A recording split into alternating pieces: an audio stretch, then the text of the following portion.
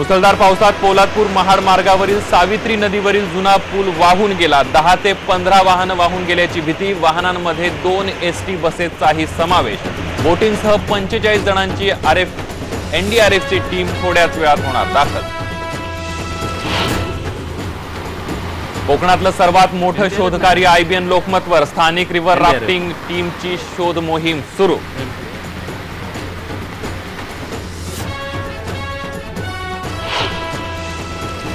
बसमध्ये अडकलेल्या असलेल्या 22 लोकांच्या नातेवाईकांना जिल्हाधिकारी शीतल उगले यांचं 1017 नंबरवर संपर्क करण्याचं आवाहन।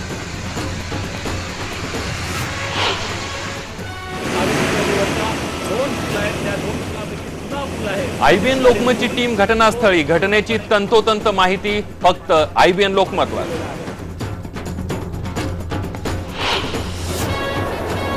महाड पोलादपूरला जोडणारा पूल वाहून गेल्यानं रत्नागिरीहून वाहतूक कशेडी बायपास मार्गे वळवली। सुरक्षिततेच्या कारणास्तव वाहन चालकांना सहकार्य करण्याचं आवाहन।